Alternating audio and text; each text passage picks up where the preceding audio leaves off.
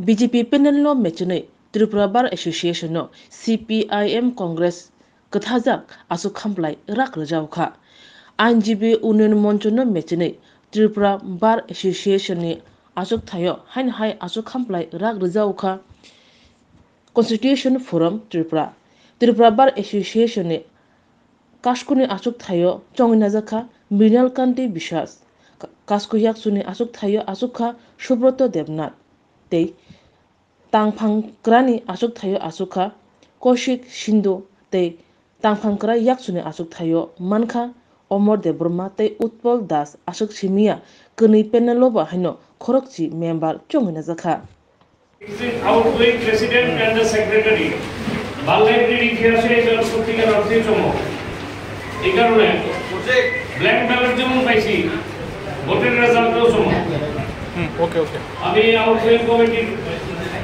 President এবং সেক্রেটারির কোনো একটা ডিসপিউট অ্যারাইজ করছে টোটাল ভোট নিয়ে এটা তারা ছাড়া এক্সিকিউটিভ কমিটি আইদার তাদেরকে ডিক্লেয়ার করার আগে কনস্টিটিউশন অ্যামেন্ডমেন্ট করতে দিব জেনারেল বডি মিটিং ডাকতে দিব otherwise there will be a crisis I think. However, the power conferred upon me under Tripura Bar Association election rule for 2014, rule 14, read with rule 16 of our election rule 2014, I declare the result of the few posts. I am not saying all posts, I am saying few posts. Because decision I cannot take, I can declare. কিন্তু সিদ্ধান্ত নেবেন আমাদের incoming executive committee general body meeting থেকে constitution amendment করার প্রয়োজন পরিস্থিতি এসেছে আর আপনারা যেটা সিদ্ধান্ত নেবেন ইলেকশন রুলে বলা হয়েছে যদি তারা মানে যে টস করা এছাড়া কি করবো নাই প্রেসিডেন্ট পঙ্কজ বণিক 152 মৃণাল কান্তি বিশ্বাস 295 সুভাষিস দে 209 সুব্রত দেবনাথ 210 কৌশিক ইন্দু 284 রজত রায় 161 অমর দেববর্মা 215 অনুরাধা দেববর্মা 181 সুজয় সরকার 205 উৎপল দাস 252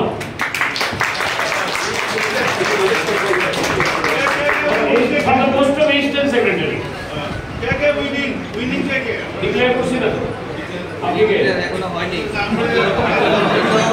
ডিক্লেয়ার হয়নি মেম্বার ছিলেন না আছেন ইউ রেসপেক্টেড মেম্বার চেয়ারম্যান দিচ্ছি না অর্ককুসুম পাল 249 অলক দত্ত 197 অনির্বাণ লোক 202 অর্পণ দাস 221 বৈশাখী চক্রবর্তী 225 ভাস্কর দেববর্মা 181 দেবজিৎ বিশ্বাস 199 দীপ্তেন্দু দেবনাথ 241 মলয় দেবনাথ 197 মনীষা মজুমদার 200 নীলাদ্রি মুখার্জি 245 পুলক শাহ 245 রূপা দেব 181 সৈকত রহমান 203 সোমা রায় 156 শ্রাবণী দাস 198 শুভেন্দু নোয়াদিয়া 193 সুব্রত সাহা 156 স্বরূপ পণ্ডিত 248 সৌরভ সরকার 200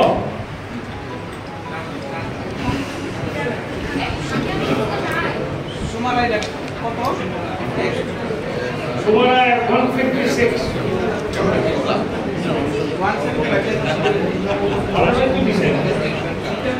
আপনারা দিচ্ছেন তাহলে আমাদের চুলে ভবিষ্যৎ সুমারায় 45 আমাদের আজকের নির্বাচন আমরা প্রেসিডেন্ট পদে কনস্টিটিউশনের ফোরাম থেকে জিতেছি সেক্রেটারি পদে আমি নির্বাচিত হয়েছি আমাদের অ্যাসিস্ট্যান্ট সেক্রেটারি অমর দেববর্মা জিতেছেন এছাড়া আমাদের 6 জন মেম্বার আজকে জয়লাভ করেছেন।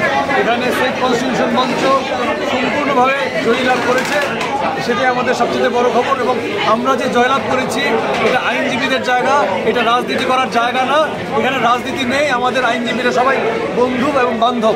আমরা কালকে থেকে আবার সমানতারে কাজে লেগে যাব। তো এখানে রাজনীতির কিছু নেই, আমরা পলিটিক্সের বাইরে গিয়ে আমরা সব আইনজীবী এক। আমরা চাই আমাদের প্রত্যেকটা আইনজীবীর উন্নয়ন হোক এবং উন্নতি হোক, এবং সেই লক্ষ্যে আমরা কাজ করে যাব। আমরা গত 4 বছর ধরে সেই লক্ষ্যে কাজ করে গেছি এবং আজকের ভোট তার রেজাল্ট। আমরা যে কাজ করেছি সেই মোতাবেক আইনজীবীরা আমাদের আজকে ভোট দিয়ে জয়যুক্ত করেছেন। আমি সকলকে ধন্যবাদ ও শুভেচ্ছা জানাই। স্যার, দুইটা ভোট নিয়ে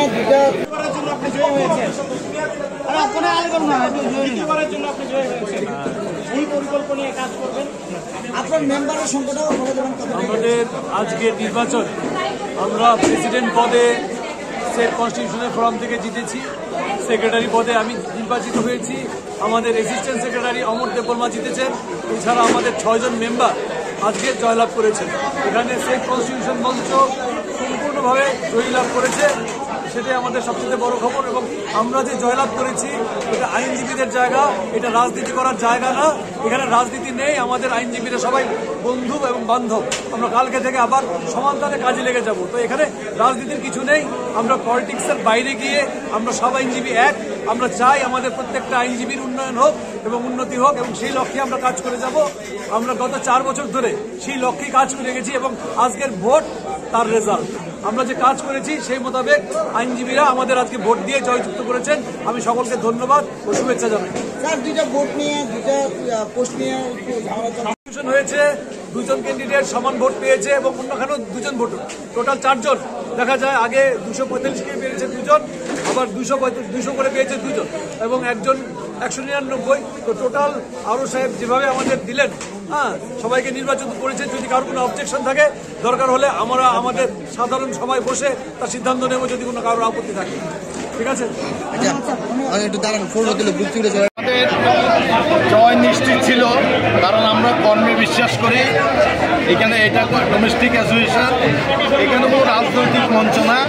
আমরা এই পদের জন্য কোনো রকমের অনারিয়ামের ব্যবস্থাও নেই বা কোনো রকমের বেতনের ব্যবস্থাও নেই। আমরা শুধু আমাদের অ্যাডভোকেটের স্বার্থে আমরা কাজ করার জন্য, সঠিকভাবে বারটাকে পরিচালনা করার জন্য, সকল অ্যাডভোকেটের সুখে দুঃখে পাশে থাকার জন্য এই একটা কমিটি করা হয়।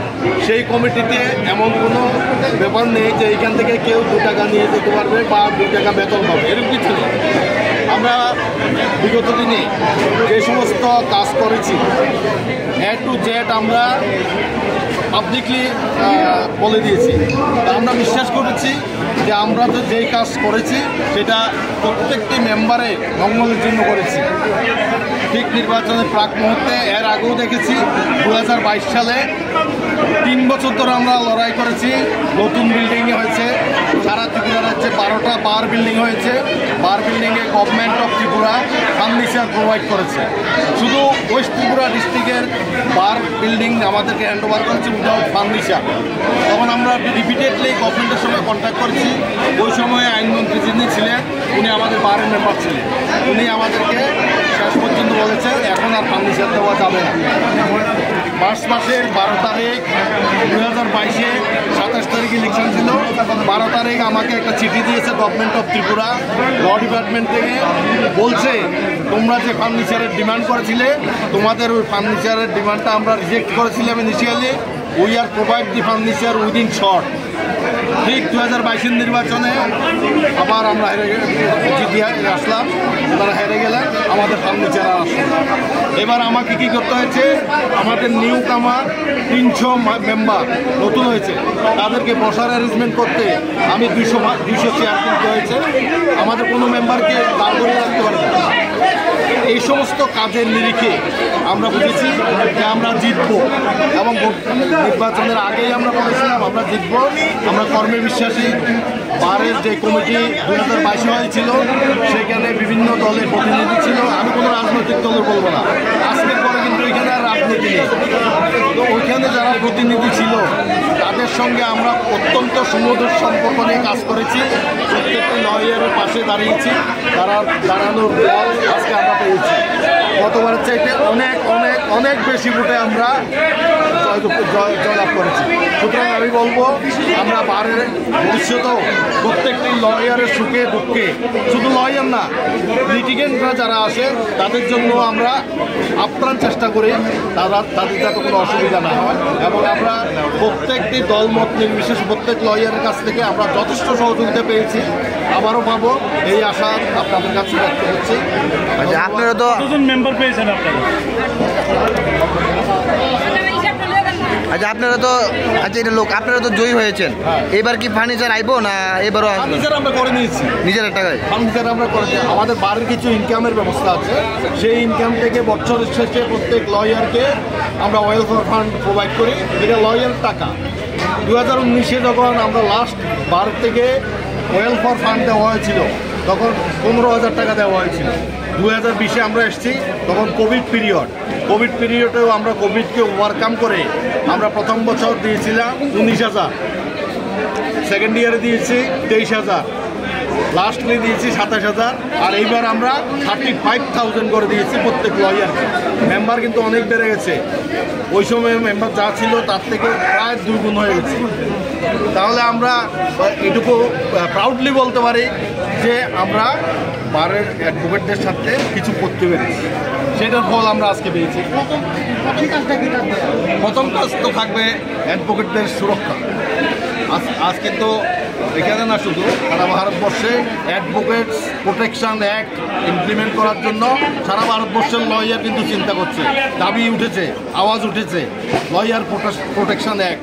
আমরাও সেই দাবিতে সামিল হওয়ার আশা আকাঙ্ক্ষা আছে। আচ্ছা মীরাবাবু, জীবীরা হচ্ছে বুদ্ধিজীবী, আর বুদ্ধিজীবীরা সমাজকে রাস্তা দেখায়। এই বারে সংখ্যার বিচার করলে শাসক দলীয় উকিলরাই বেশি, তা সত্ত্বেও বুদ্ধিজীবীরা, সে শাসক হোক বিরোধী হোক যে কোনো দলের হতে পারে, ভারতবর্ষের বর্তমান পরিস্থিতিগতা মাথায় রেখে এই যে নন বিজেপি যে প্ল্যাটফর্মটা সেফ কনস্টিটিউশন নামে প্ল্যাটফর্মে যে লড়াইটা করেছে, উপলব্ধি করেছে যে ভারতবর্ষের গণতন্ত্র বিপদে, সংবিধান সাংঘাতিক খাতরে মে হ্যাঁ, কাজে বাঁচাতে হবে দেশটাকে, বুকে আগলে রাখতে হবে সংবিধানটাকে।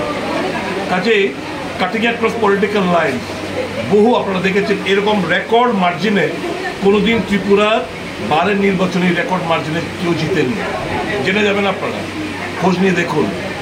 রেকর্ড মার্জিনে সবগুলো main president, vice president, secretary, একটা অ্যাসোসিয়েশনের কয়েকজন মেম্বার, এরকম রেজাল্ট হয়নি। এটা হচ্ছে প্রমাণ করে যে ভারতবর্ষের মানুষ আগামী দিন কোন পথে ভারতবর্ষকে দেখতে চাইছে, এই বারের নির্বাচনে সেটা বহিঃপ্রকাশ।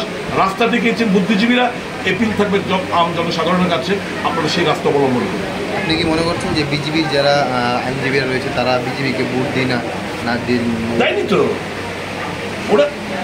আমি তো প্রথমেই বললাম, বিচার করলে সংখ্যার দিক দিয়ে বিচার করলে যারা বিজেপি সংগঠনের সাথে জড়িত আইনজীবীরা তাদের সংখ্যাটা বেশি, কিন্তু তারপরেও ওখানে থেকেই তারা আমাদেরকে ভোট দেয়, এবং এই যে রেজাল্ট এত বিশাল ব্যবধানে, এটাই প্রমাণ রাখে যে they are not happy, they are compelled to work with them.